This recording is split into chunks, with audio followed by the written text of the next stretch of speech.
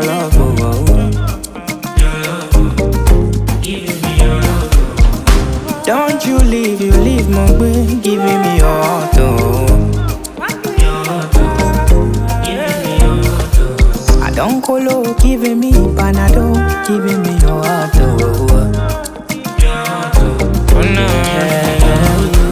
Rosie, my melody, my own. Suspension, don't give me your attention. Rosie, my melody, my own.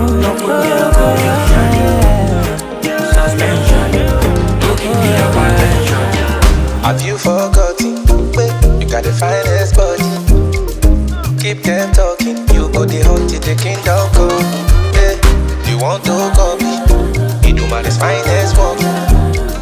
Keep on rocking. You go the hot till the kingdom come. Spyro. Yeah. Now you there for my mind. Now you there for my heart. Now you there for my soul. Now you there. Now you there. Oh, but I be tele. Oh, teacher, shake. Change my life, let's get it. Oh. You deserve some accolade. I go be your advocate. You go get them appropriate. Mona Lisa, wajo. You deserve some accolade. I go be your advocate. You go get them appropriate. Mona Lisa, wajo. Have you forgotten? You got the finest body. Keep them talking. You go the home till the kingdom come. You want to copy? You do my finest work. Keep on rocking. You go the home till the kingdom come. Now you there for my mind, and now you there for my heart, and now you there for my soul. Now you there. Mumora mi tele. Teacher, shake. Change my life, let's get it.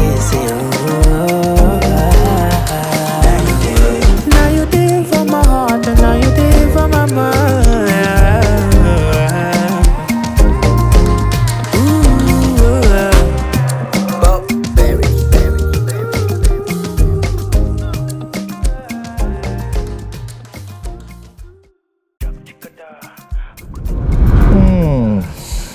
That's an interesting question, because I have quite a number of guys in the industry, but specifically now, I don't know. David is my guy, Davido. That's a typical example of someone that is my guy, Davido, because I knew Davido before the fame, like before proper fame, back then in 2018. And he was there for me as a brother, he was there for me as a friend. And even after that, when things went really bad, he was always just there for me, so that's a guy in the industry. It's been something I've been looking forward to all these years. It's something I've been looking forward to. Been the fact that my parents, they've been praying for me. At times, my mom called in the middle of the night. I'm sorry, I feel emotional whenever I'm talking about my mom. So there are times she calls me in the middle of the night saying prayers. Sometimes she's on the mountain. Then she calls me, gives the phone to the prophets, speaking words over me. So this happening is just something the entire family has been looking forward to. Why Loyey? Obviously super talented, but like I usually say, it's always just more than talent for me. There has to be something deeper than talent, and aside from being a singer, he's a fantastic producer also. So he's a grounded guy. And like you said earlier on, we share similar beliefs, there's something right there. There's something that just needs to be refined and, something that the world needs to see. And I'm glad that I'm the vessel that God is using to, help him achieve his dream. So most definitely I saw myself also in him, when I was still trying to get myself to this point. and I kind of feel like if I had been given the opportunity, like he has today, I would have gone way farther than this. So it's a point of duty for me, not just to focus on myself, but to also help talented artists like himself see the potential that they have and help them get closer, or help them get to, their dreamland. And it's not just to help them musically, but also to shapen them, to help shift their mindset and help them, get things right. So because right now music is just much more than making music. It's much more than the talent, like I said earlier on. But I think that it's got everything it takes to be the next superstar. The way the family received it, it's been very fantastic, because like I said earlier, we've been waiting for this moment for a very long time. Then the fact that my parents, they've been praying for me, my siblings, they've also been very supportive, and I have lots of supportive friends around me. So the feeling is cool. It's cool. It's just like our dreams are coming to pass. So, and you asked if this new development has forced me to change some of my values. Well, fortunately for me, I'm under a label boss who, like I said earlier, we share same set of values. So he hasn't asked me to do anything that is way out of my belief system. So I don't think I've had to do something that is outrageous on my part. For me, this year I'm not so much focusing on myself this year. I'm more focused on helping people also grow. I'm not there yet. I don't count myself to have apprehended it. I don't count myself to have gotten to the peak of my career, but at the level that I am now, I just feel like it's necessary for me to also give back and help people, contribute to other people's success, which is why I've done a couple of collaborations. But am I still going to drop a project for myself? Yeah, most definitely. I would drop singles, maybe an EP, but that will be it. I'm not really going to focus on myself, so that I can have time to, help other people this year. That's what I specifically had in my spirit in 2025, and that's what I'm supposed to do this year. So I'm also working on a program that can help artists, generally, but when we get to that bridge, we cross it, yeah. So I would say the old part of myself that I miss is, obviously I look very calm and reserved. I really do not like to get into stuff that stresses me. Even my parents, they know this about me. I'm just to myself, my friends, everybody understands this about me, but I feel that's the only part of the old me that I miss, because I'm a very private person. Even right now, I'm having to use social media more. I'm having to put myself out there. But I would say it's been an awesome experience also. But if I were to be asked over and over again what part of my old self I missed, definitely it's the private part of me. I love to be alone. I don't want people in my space. But obviously, as a music star, as a fast rising star, whatever you call it, you need people in your space. You need people around you.